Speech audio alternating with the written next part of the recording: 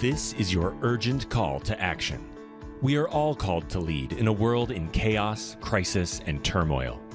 Join a pivotal global movement for change to transform the leadership crisis worldwide. Will you play it safe, or will you wake up, step up, and speak out? Like Nelson Mandela did for South Africa and the world, we need a radical new way to think, act, and lead, leading boldly into the future. Join host Anne Pratt, a Harvard Fellow and multi-awarded businesswoman, and unlock the best version of yourself to revolutionize leadership with what the world needs now.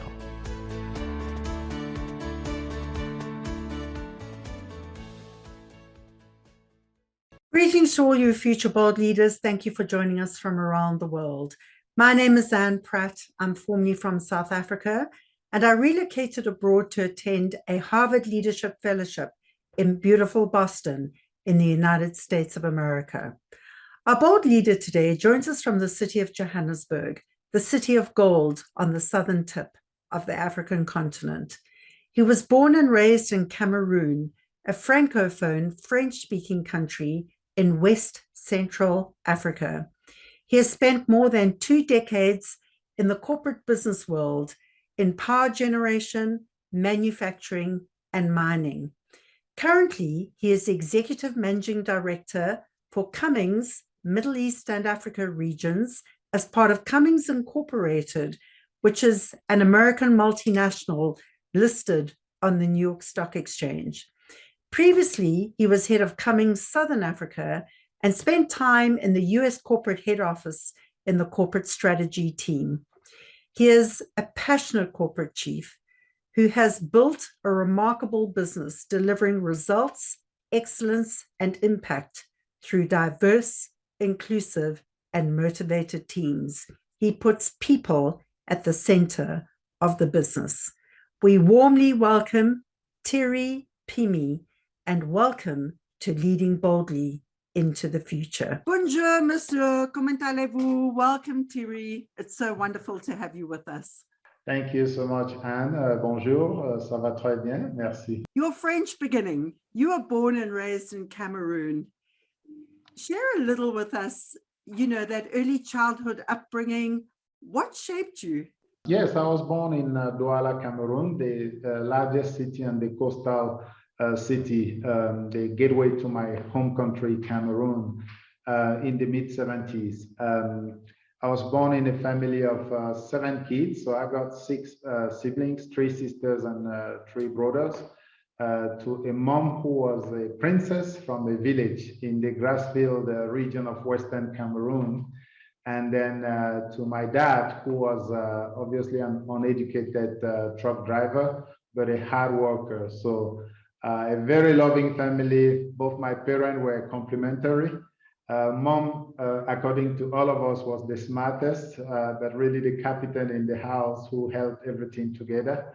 And dad was, one of the bread earner, but also like a true inspiration to all of us, just a person of absolute kindness, a lot of humor, so when he was home, we were always, happy and laughing. In fact, we were more scared, to report to mom when we did something bad than to dad. So yes, I grew up in Douala, all my childhood, and went to school in Douala. I went to college in the capital city in Yaoundé, and then graduated from college and started my career. That's wonderful, Thierry. And what number child are you, and how have your siblings shaped you? I am somewhere in the middle, so I'm the 3rd child in the family. So second boy. I got 1 big sister and 1 big brother, and then 2 younger sisters and 2 younger brothers. So, and then funnily enough, my mom has like 2 batches of kids. So the first batch was the top 3. Yeah. My sister, my brother, and myself. And then she observed a 5 years. There's a 2 years gap between my sister and my brother, and then between my brother and I. And then after me, she had like a 5 years gap, and then she developed the balance of the last 4. So okay. we consider ourselves the first batch. So I am the youngest of the first batch. But you're in that top that top tier. So obviously Yes. some responsibilities for your younger siblings as well. Yes, and it was really a loving, household, and until today, thanking goodness, all seven of us have our own family leaders on our own right. So my three sisters all have kids, and they married. My three brothers, so and myself, we are also leading our own families. We're very close, even though we spread around the world. So we do not miss occasions to visit each other with our families or to get together when the times allows and when the opportunity is right. Yeah, well, it sounds like a fun family, Thierry. And what strikes me about that is so many, I think all of us in some way have some very profound life-defining moment when we're growing up, something that really shapes us. Can you take us back to a moment in time where it was difficult, where it was challenging? What was that moment, when and where, and how did you feel at the time? Absolutely, and this is probably even the reason why my siblings and I, we are so close. A key defining moment, quite a crucible in our childhood, was when we lost our dad. In a good day of March 1987, I was barely 12 years old. We were broken, our family was broken with the news that our dad has passed away.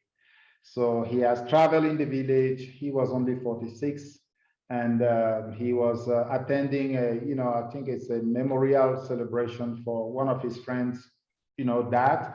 And then he was very active during that weekend around that event. And as he was walking home to his own house, he had one of his heart attack. I guess it was just heart beating going up high. And then he passed away. Unfortunately, it happened in the village, and there was not in the near surrounding people equipped with the ability to do provide first aid and things like that. We were all very young. My mom was only 35, and my youngest brother was only 1 year old. And I was 12, as I said. To be very honest with you, I didn't understand the full impact of that event at that moment. We went to the village, had the funeral organized, but we started noticing, this is in the month of March, and I'm really in the, barely in the middle school, what would be the equivalent of grade seventh grade in middle school. No, not even seventh grade, probably sixth grade, I'm not sure. Yeah. So what struck me was how different our lives started just few months after my dad passing. The first illustration is that when he was around, in Cameroon, where I grew up, the school year is from September to June. Yeah. And so between June and through late August is kind of like a summer vacation. So he will take us to the village. We will kind of get accustomed to our culture, spend time with grandparents, and then 2 weeks before school will resume, we will come back to Douala. He will go buy the furniture for the new school years and things like that. So the very first school year following his passing, we didn't have any furniture. Mom was really depressed. She was a seamstress already for a few years, but her only income was not enough to sustain. And then his death was, really sudden. So they have not planned for that. And so we were late in registering to the school, in getting furniture. And I started registering the difference with dad not being around. Sure. How did that impact me so early was just seeing how much sacrifice my mom put forward to keep us together. And I have to mention, Anne, that my mom has also experienced, although she was like a village princess, she grew up in her auntie's family, so, and she was not treated so well growing up in that household. So from her experience, she didn't want to send her kids to some extended family. She decided that she will keep us together, and whatever she was earning from her small seamstress workshop, she will bring it home for us to put food on the table. So there were days where she didn't know if we will have food the next day. And I remember she was hiding in her room in the evening to cry. on those days where she was not sure how tomorrow was going to turn out. And I remember one of these evenings, catching my mom by surprise in her room, sitting in the corner in her room crying. And when I opened the door, she quickly wiped her eyes. I had to come close to her. I don't know what I was going to talk to her about. And I noticed she was crying. Yeah. And she tried very hard for me not to notice. So what struck me was just at that time, just kind of seeing how much she wanted to shield us, and I have to say that for me, for my siblings, for my sister, the realization of how much she was putting herself forward, to protect us and to provide for us, it made us mature very quickly. I have to say that I grew up in a difficult neighborhood where, most young boys of my age, healthy, will go to the marketplace next to our community to work as porters on weekends to get money, and a lot of my childhood friends, they drop out of school for that because their parents were equally poor, but they didn't have maybe parents who were as principled and in terms of keeping the kids at school.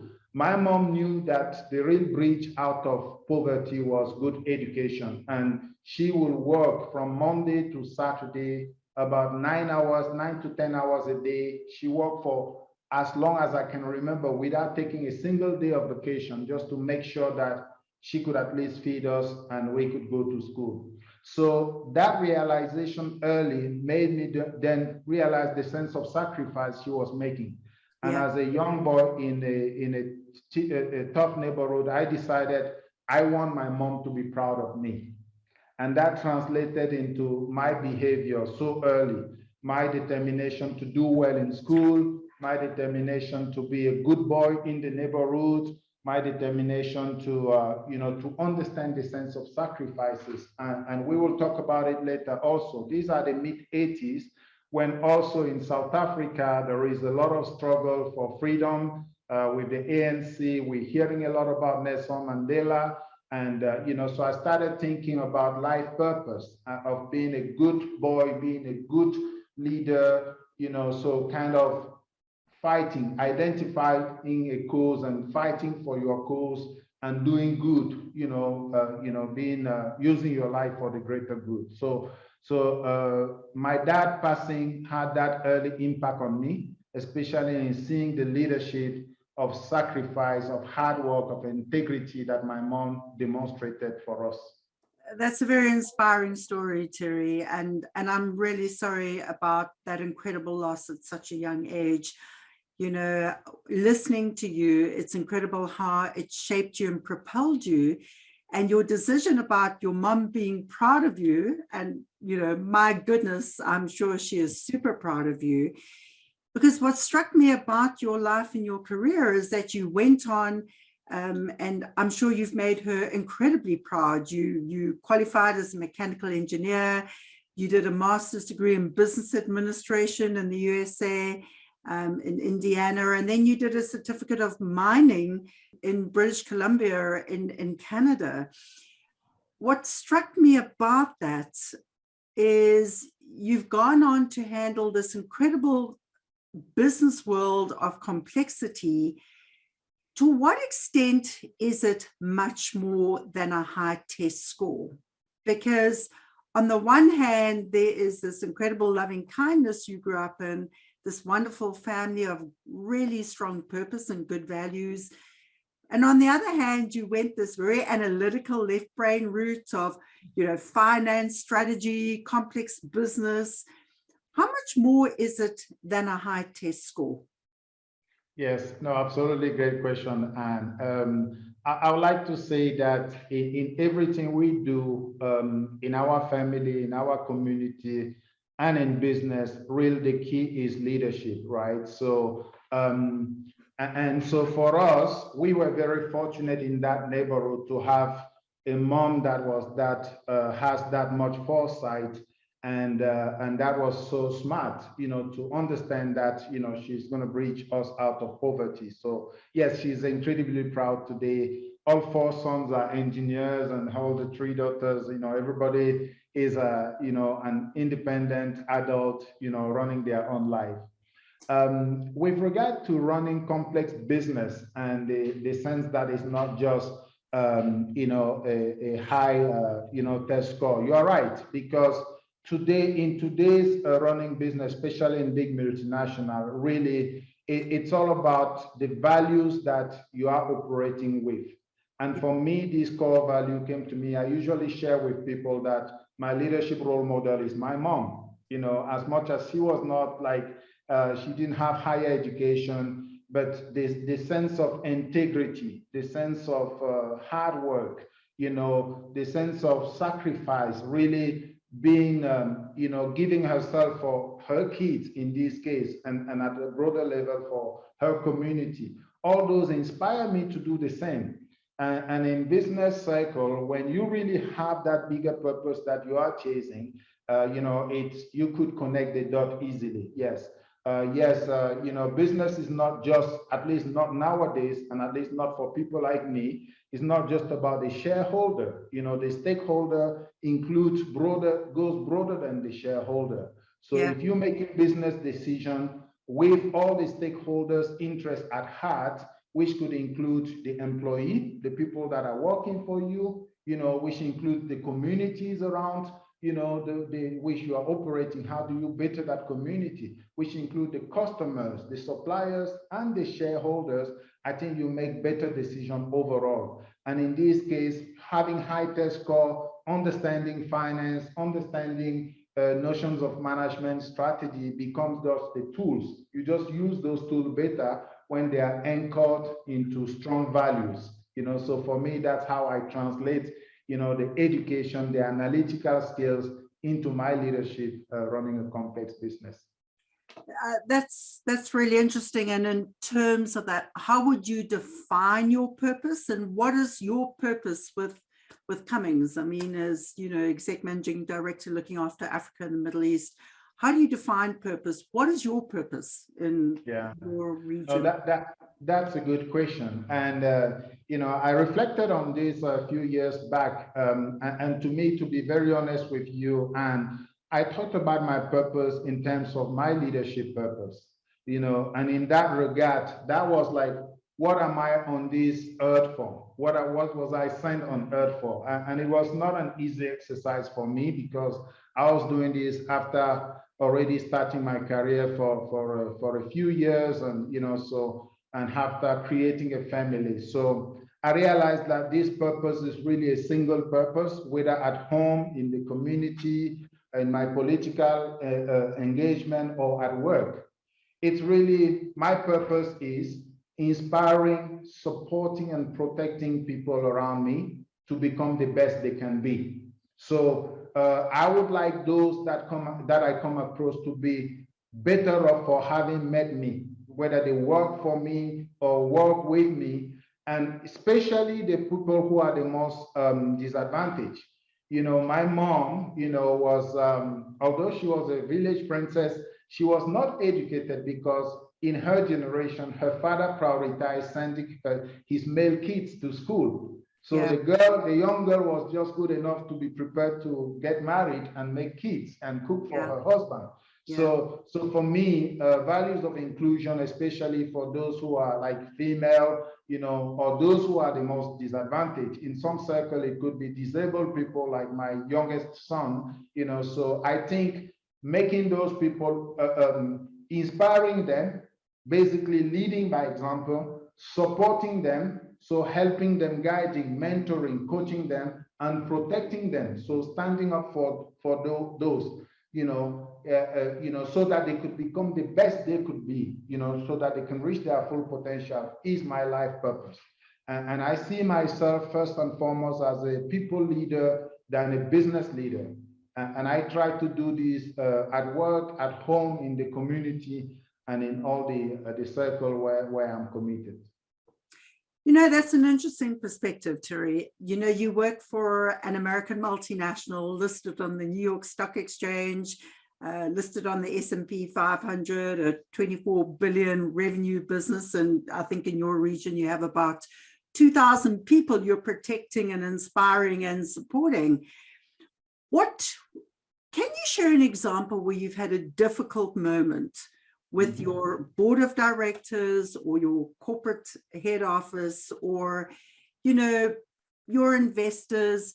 Is there a difficult moment you can share with us around trying to communicate that particular issue, but also convincing them about how do you ensure that you're going to deliver all the returns, but meet the financial and strategic goals as well? What is a moment?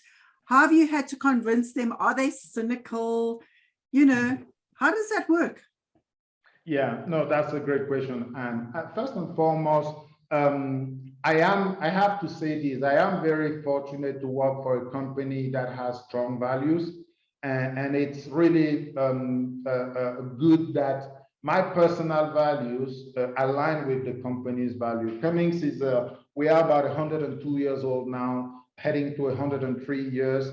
And there is a long history of really visionary leaders at Cummins, who have really put the community first, put the people first. It could go back to J. Irving Miller, to, more recently to Tim Salso. Talking to these people, I was inspired. And I also see the company values that include things like caring, integrity, giving back to the community, so innovation. And my personal values align with those. So it's not very difficult for me to stand up for the causes that I identify in Africa, and I'll give you a couple of illustrations in a moment, because they generally align with the company's value. So, but that said, especially since coming back to Africa and leading businesses in Africa, it has sometimes been very difficult. And you must know that Africa in particular, our region, but Africa in particular presents one of the biggest business opportunity for, big equipment makers, engines, power generation, what we do. But also Africa is not a country. It's 55 different countries with different regulations, with a different level of, regulatory emancipation, I would say. And sometimes it's very challenging to do business ethically in many of the places where we do business. Yeah. So I've made sometimes the difficult decision of pulling out of very sweet market for us, making the decision to close entity in a place where we just can't operate if we cannot operate ethically, or if we could not pay our factory, if we are subjected to, just inconsistent regulation, abusive taxations, and sometimes just corruption, so we've made those decisions. And why were these decisions sometimes very difficult? It's because I have sometimes set up those entities, led the setting up of those entities, hiring the team, and only for a few years later to be making decision to close the operation because we've run into challenges that were just unbearable. We couldn't continue to do business and to grow profitably, while keeping our values. So these were very challenging times. And I have to admit that the discussion at the board level were always, it's always very supportive, so long as I bring the rationale and put the rationale forward, and then there is alignment with the company value. To speak to you, for instance, about South Africa. South Africa is and has been and is still one of the most advanced economies on this continent, with some of the largest opportunity for us, for Cummins. Yet during the apartheid years, we choose to exit the country. We didn't do business in South Africa. We exit the country. We set an engine manufacturing plant in Zimbabwe next door in 1982, shortly after Zimbabwe independence, when Zimbabwe was a much smaller market than South Africa. Sure. That was our way, our leaders at the time stance to kind of oppose the regime that was there. We only came back about after the 1994, when the country achieved freedom and started reinvesting in the country. And so this is to show you how consistent Cummins has been, in doing business. And today we're facing the same conundrum in places like Angola, where the challenges of running business in a certain way, when those challenges peaked, we made the decision to unplug And then where, we see more stability, whether it's, a lot more peaceful political transition where we see, so our parameter to enter a country, a market is not just justified by the sheer size of the market. It's also things like human rights. How are these countries rated around human rights, around inclusion, gender inclusion, ethnic, tribal diversity and inclusion, and some things of those nature. So running business here has been difficult, and making those decisions are sometimes tough, especially when impacting people, employees that I have personally hired and inspired. Yeah, I can hear that. Is there a specific example, whether it be like Angola or wherever, if you could take us through a specific example of what was the context? Yes, so I would take the case for Angola, for instance. Angola is, Africa's, second or third crude oil producer. So, and obviously, one of it's among the top 10 economies in Africa. So, after almost 30 years of civil war leading to the death of Jonas Savimbi in 2002, the country kind of started a very high growth phase on the back of crude oil export. It was growing double-digit year on year. And so we set out to set operations in Angola in the early 2011. And it was very difficult to find a local partner, but then we eventually did and set up operations there. Hire a team, develop people, train, qualified people, a mix of, external hire and, internally developed team. But then the market continued to be really challenging. So we had customers who were willing to buy, but we couldn't pay our plant because there was just not availability of forex, so we couldn't have access to the dollar to pay our plant.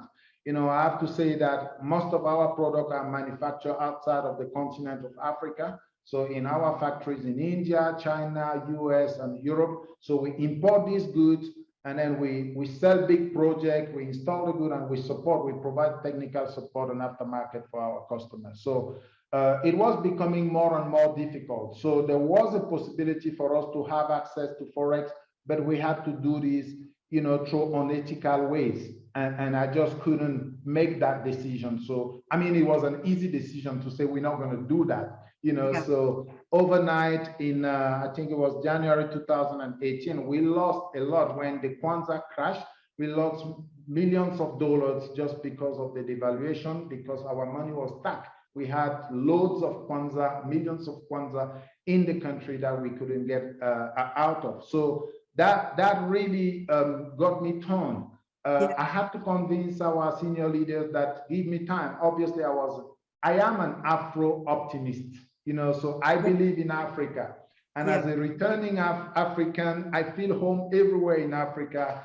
I made the point that, it's about time. Angola is just going through the first peaceful transition of power in 40 years. That was late 2018 to early 2019. And there was a lot of promise of policy changes that, in my view, was going to change the dynamic about the forex. So I was able to convince our senior leaders to give us just more time. Unfortunately, the Naira continues to tank. And even with the change of regime, I think the policy didn't come, so John Lorenzo, the new president, started focusing, to be fair, about trying to clean up corruption, but it was just too big a task, and we continued to lose a lot of money, which wouldn't make business sense. So I had to make this difficult decision of closing the operations in Angola and letting go, so dozens of employees that we have hired and developed.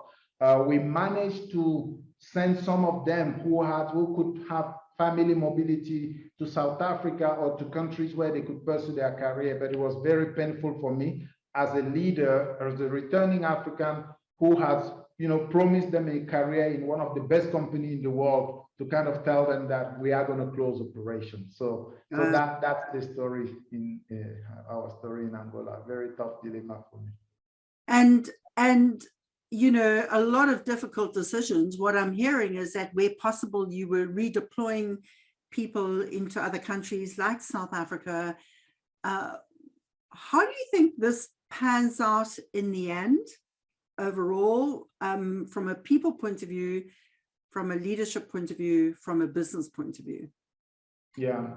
So my principle was that we're going to be true to our values, to our employee, even those that, we couldn't retain. They realized, they understood the challenge, because eventually they were working for us and they could see that, it was not sustainable for us to continue to ship goods in the country if we can't pay the factory. At some point, even that supply will have to stop. So, they also saw we engage with the government entities, we engage with the officials in Angola, and we were not alone. I led, an event in Luanda with about 200 customers and officials, the U.S., commercial attaché, and members of, some members of the government, to kind of raise the issues that we were facing as a company. I spoke to the media in Angola. And what we understood was that the country was also trying to focus on changing the policy, diversifying their economy to be a bit less dependent on crude oil export, but all that was going to take a lot of time. And then there was what could be perceived as, infightings within the ruling party between loyalists to the old guy and then the new guy who was trying to build his team. And for us as a business, it was just not sustainable to continue that without any end in sight. So our employee could see that, and I was communicating on a monthly basis to our staff in Angola, traveling regularly there. Many of them work with me to kind of identify solutions. So we ended up finding a solution, we kind of exited the place as an operating entity, but we had to appoint, local dealers that we trained to be able to provide support to our customer in the country. So some of our ex-employees moved to go work for the dealer, and then some eventually had to pursue their career elsewhere. So, but what we did as a principle was communicating consistently to our employee about the challenge we were facing, getting them involved in problem solving for the alternative solutions, and then offering some opportunity for those of them who were the best performer and who were mobile, who were willing to move to go and join our operations elsewhere. Yeah, I mean, that's a great example, Thierry. And, the importance of that regular communication, engaging. Sometimes enterprises don't roll out the way we expect them to. We have these unexpected events, but it sounds like the way you navigated out of that created an accepted outcome, for your various stakeholders. You spoke about Cummins and its policies during apartheid South Africa. And I know that, we've touched on this before. You have a really interesting Mandela moment. I know that growing up, Mandela featured in your life. Can you take us back in time to that moment? What happened? Where were you? Yeah. And yes, thank you for bringing that up. And this is in the mid 80s. Obviously, the struggle in South Africa is reaching its peak. So the ANC, many of the ANC leaders are in asylum, and Mandela is in prison for many years already, and he's become the kind of the biggest figure crystallizing the struggle. So as in my early teen, I'm in my early teen at this time, and we have musicians in Cameroon singing about Nelson Mandela. We have our parents in their meetings fundraising for the ANC. And I am in school, so there was a contest in my school about writing a poem, about an inspiring figure. And I wrote about Nelson Mandela and the struggle in South Africa. I have, we didn't even have, TV were not prevalent. And in fact, we didn't have TV in our household. all I knew from Mandela was picture from him in newspapers, so with the famous band in the middle of his head when he was still in the struggle. So I wrote a poem in support of his struggle. But what his personality inspired in me was really, for me, I was far from reaching 20. And he has been in jail already for more than 20 years. So he was in jail since before I was born. And also seeing my mom, the sense of sacrifice of my mom, blown in a bigger scale at a country level for somebody crystallizing the struggle of an entire people, that really made Mandela hit me as an inspiring leader. And all I could do, being a poor guy, just barely starting school, was to write something about him. It was a contest, and I won the contest with my poem about Nelson Mandela and South Africa's struggle. That is wonderful, Thierry. Can you share, do you remember the essence of what you wrote about? Can you, do you recall what was the sentiment? The essence of it was basically to tell him, hey, oh, Mandela, Papa Mandela, you don't know me, but we want you to know that you are not alone. No matter how long, the struggle, we shall overcome. And then we will be fighting with you, wherever we are in trying to bring, the freedom to your people. So that was, in a sense, what was in the poem. It makes me think, Thierry, in this current turbulent world we live in, for you, what are the biggest challenges, and how could leadership evolve to share with those that are out there struggling to make it work, that they are not alone? It's complex, I would say, because the world leaders are, some of the smartest people that you and I know, Anne, but yet, the big issues in the world still remain, right? So for me, the biggest leadership challenges of our time, truly, whether in business or in society, is social justice. Issues of social justice. So you live in the United States, where these no later than 2020 with the George Floyd things, police brutality. Whether it's in Africa, in places like Nigeria or in Cameroon, where there is just political struggle and challenges, a lot of people, aspiration of people not being the priority of leadership, just generally speaking. And this is true in many places around the world, not just in Africa or in the Middle East. So for me, social justice is one of the biggest issues. And this has to do with gender, racial equity, inclusion of disabled people and the like. So how do we build a world through regulation, through leadership that is more, that is aiming for that, equity for people? And in places like South Africa, where I've been living for a few years, yes, the country has achieved freedom in 1994, but 27 years later, it's very clear that the society is not equitable. So leaders need to work harder to close the economic gap between the most fortunate and the least fortunate. And unless that is achieved, it's difficult to envision sustainable peace and happiness for everybody. So I think that is the true leadership challenges, whether it's, I think you coined the last time the notion of inclusive capitalism, so that really has to be the mantra, for leaders to be thinking, not just about the shareholder, but who are all the stakeholders? How do we better the society where we operate? How do we bridge more people out of poverty? How do we level set the playing field? Most recently, the COVID-19 has came, and we saw it with vaccination distribution also, the vaccine nationalism. It was clear that Africa was the poor child again, so the lagging destination for vaccine were Africa, because eventually richer countries and, countries with more means were racing to secure the most doses. So to me, leaders need to understand that, and I like it when we talked last time about the concept of Ubuntu, I am because we are. So if leaders really don't think of Ubuntu, of inclusion, at the global stage, I think that we will continue to see inequalities which could at extreme level break out into war, crisis of different type, and insecurity. Yeah.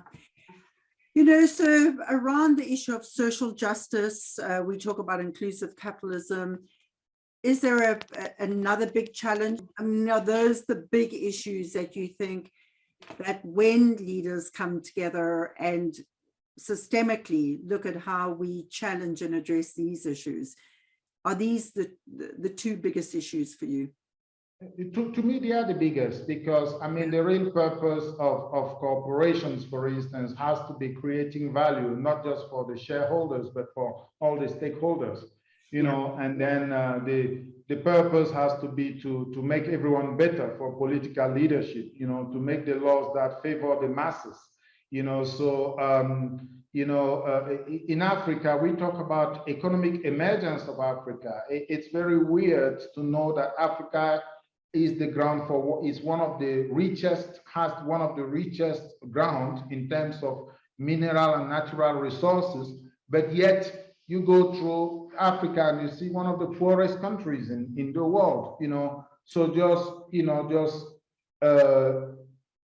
it is a leadership gap, in my view, so maybe even a moral gap, because, sometimes leaders are not leading ethically, and that's, that has impact in, the continuous poverty, but also true political emancipation, where the deals are fair between countries, so you can have this deal where countries have monopolistic deals, the most of the output of a producing country is going to the country that is buying and dictating the price. And this is all about the global economy and more of, I mean, if we need to think about a sustainable world, inclusive capitalism, it has to account for the closing the gap between the poor and the rich, so that, everything is more equitable. And I think that, why do I tie this to leadership? Because I mean, even if you think selfishly, you can only be at peace and safer if you are not the only wealthy person surrounded by poverty, because you're not going to sleep at night. Even if you raise big walls around the house, you need to know that the neighbor has something to eat. You need to know that the community, is self-sustainable. So for me, social justice, I put this as part of social justice, is also economic equity, so that includes that as well, so, and then in many countries, it can play out based on the local diversity in the form of racial inclusion and gender inclusion, or, different form of ethnic inclusion and the like. So I think it takes inspirational leaders like Mandela to understand, to identify the causes and the challenges of their time and of their place, and to rise to those challenges, knowing that those challenges, the causes are bigger than them, and taking the personal sacrifice, if required, to really help move the needle favorably in the future. So on that note, Thierry, do you think Nelson Mandela's leadership is still relevant today? And if so, to what extent and how? No, it is absolutely relevant today, Anne, because if you look at the life of Nelson Mandela, you realize that there is a phase, that youthful phase where he was, very dynamic, very, when it was necessary, it has to revert to, even like, fighting, picking up the arms to fight with Umkhonto we Sizwe, so the military wing of the ANC, to the phase where he had to kind of understand that to achieve freedom, it was going to take everybody to compose with others, to lead South Africa to the free South Africa that we have today. So I think that transformation, that realization, so that he had, I think is important for every leader in our time to also go through that exercise in the challenges that we face. So if leaders could think about solving problems beyond their time, and solving problems beyond just the interests of their constituency to be more inclusive. I think, that they will be following the Mandela path, and the world will get to better solutions, and to a faster peace. What do you think Mandela would say to the leaders of Africa today? Well, I don't know, but I have my view. So Yeah. I think, so I think what he will call them to have is the moral courage, the moral courage to stand up for what is right, not to cave, to stand up for what is right, but also the sense of sacrifice, because Mandela lost a lot in his fight in the cause. But today he is literally divinity, not just in South Africa, but the world around, because people see the fight and appreciated the sacrifices he made. So I think he will call people to have that moral courage to tackle the challenges of our time. Yeah, yeah. Just a couple of fun facts, Thierry. I know you have 4 wonderful children. What do you think your 4 children, or it's probably different, but what do you think your children would tell their friends at school about you? The thing that that stands out about their dad. What do you think your children would say? Yeah, first of all, they don't take me very seriously. Especially my 3 daughters, so they obviously, at home, my wife, who is my life partner, she is the clear leader at home. They think Dad is a smart guy who is a good analytical problem solver, because even when there are conflicts between them, they are 9 years, 11 and 12. So I call them, we sit down, and I try to use analytical framework. So they sometimes think I'm a joke, but they think, they know that I love them unconditionally. They think that, I do value and respect them, so I talk to them about my mom. They love the way I talk about my mom as my inspiration. Mm-hmm. And then they know that I love them. I want them to all be like my mom. And, yes, I teach them to be caring, to be fair. They think I'm a caring and a fair and a loving dad. That's what I think they see in me now. And I hope it stays that way. Well, it sounds like you're repeating history and living out the way your dad, was so kind to you. What do you think your son would say? Yes, my son is the youngest. He's only 4 years old, and I think for now he looks at me more as his playmate. Yeah. And I hope that as he grows up, that he also so see in me the kind of right values that he would like to emulate, the values of caring, the values of integrity, of respect, and then of love. So those are the things that I hope to instill in him. I read that you love sports, particularly team sports and particularly soccer.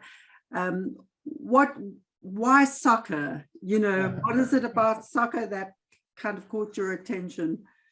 Absolutely. Obviously, first of all, growing up, I'm a Cameroonian. So being born and raised in Cameroon, for those who know about the world soccer, football, in Cameroon, growing up, I usually tell my American friends that we had a choice between football, and football. So basically, that's all we could play. Yeah. In the US, the kids could choose baseball or basketball or maybe football. In Cameroon, all we had was soccer. And then growing up in a poor community, all you needed was a ball and an open field. So I grew up playing a lot of football with childhood friends.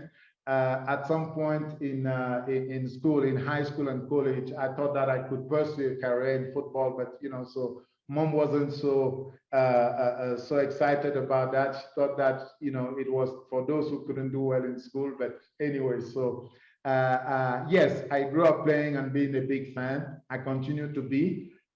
Cameroon is also one of the continental giants in terms of football, and we are currently hosting the African Cup of Nations.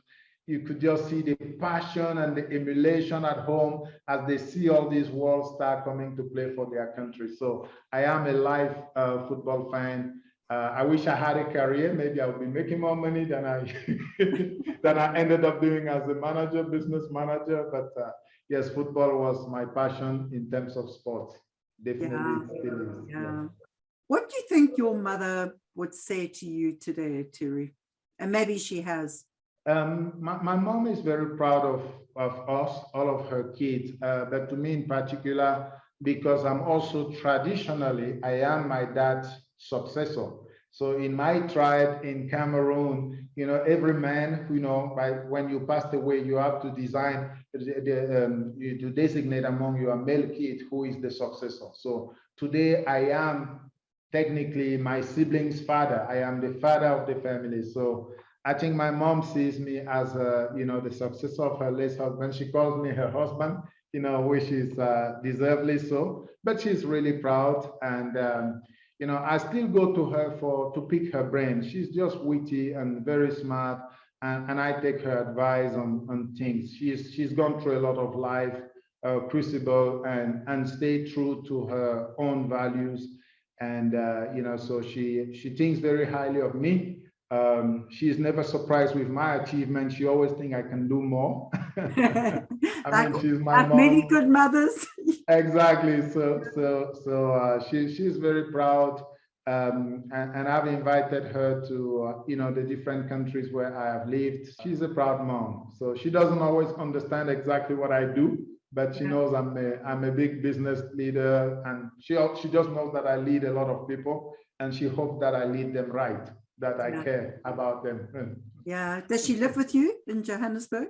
No, she's in Cameroon. She lives home. She never accepts to travel outside of her home for more than a couple of months. So she can visit, but she lives home. What struck me about our conversation is how you said that your mother really has been your role model around leadership and that you still pick her brain. What do you think your mother would say to the leaders of Africa today? Yeah, I think she grew up in a context where, especially gender inclusion was not a thing, where, parents will be very proud to have their male kids. And that's even why she was, denied an education by her own dad. But, and she had to fight in such a macho or male-dominated society. And yet to successfully raise kids through her hard work and dedication and sacrifices. So I think my mom was ahead of her time in terms of understanding gender inclusion. So she in the early primary school, she was the best in school. She was scoring higher score than her siblings, her male siblings, and yet the society was male dominated and didn't value female education. So for her own kids, she will make sure that all of us we were educated. So for her, it didn't matter. So everyone needed to reach their full potential, whether you were a girl or a boy. Yeah. And she became a leader in the community just because of how successful her kids turned out to be. And she today advised other parents on, making sure that they send their kids to school and try to keep them in school, whether they are male or female. So I think she will advise people about gender inclusion much more so than everything else. Yeah. And about seeing the best, getting the best out of everyone. She believes in getting the best out of people, and she will advise leaders to inspire and get the best out of other people as well, which is part of what my leadership purpose is about. Absolutely. Any final thoughts about leading boldly into the future, about any final, thoughts that come to mind around what Mandela would say to the whole world today? Yes, no, thank you. I think Madiba will challenge us to have the moral courage to rise to the challenges of our time. And in order to do that, so as leaders, we really need to be truly authentic. And that means really finding our purpose and trying to strive to achieve this purpose, but also leading in a way that, you know, what we do matches exactly what people perceive from us, you know, and matches what we aspire to become. So kind of achieving that coincidence of the perception, you know, the journey and the realization, you know, reaching that authenticity and having the moral courage to speak up and rise to the challenge of our time, you know, is definitely what, in my view, Majiba will challenge all of us to do wherever we are leading. Thierry Pimi, it's such a wonderful conversation. I always love engaging with you. Please do come back again. We're truly inspired, and merci beaucoup, my friend. Au revoir. Merci. Thank you so much. And I really appreciate talking to you, and kudos for you in this movement. So I think you are on the money, and you know, so my congratulations to you and all the team. Our conversation with Thierry Pimi helps us rethink.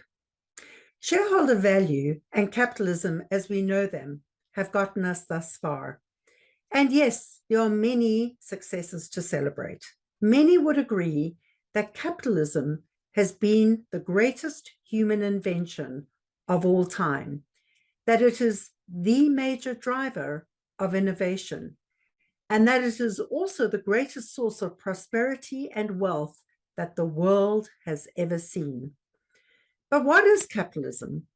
Definitions vary. Several would concur that capitalism is an economic and social system defined by the private ownership of property, production, goods, services, and assets with little government intervention. That capitalism is a system where demand drives supply, where supply and demand determine the price, and where the shareholder, the financial owner or owners of the corporation, need to be primarily protected, and often at the expense of others. But some would disagree, and they would argue that capitalism is a threat, it's a menace, it's a challenge that is on the verge of destructing our planet and destabilizing our communities, our countries, and the world. It is not either or, it is a combination. And yes, it is time to rethink. It is time to systemically rethink. What are the big existential threats of this time? Is it about primarily the shareholder and shareholder value, or is it about multiple stakeholders and shared value? Will capitalism, as we know it today, enable our human species, our Mother Earth, our planet, to not only survive, but to thrive? It is time to rethink. It is time to reimagine capitalism. So until next time, remember that leading boldly is about making thoughtful, clear choices. And bold leadership is about taking bold action, just one small step at a time. One small step for you, but together, one giant step for humanity. Take care and take thoughtful, bold action.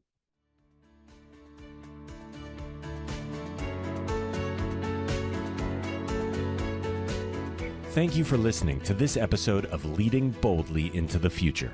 Please find links and connections mentioned in this show in our blog, and never miss an episode by subscribing at anne-pratt.com. That's ANNE-PRATT.com.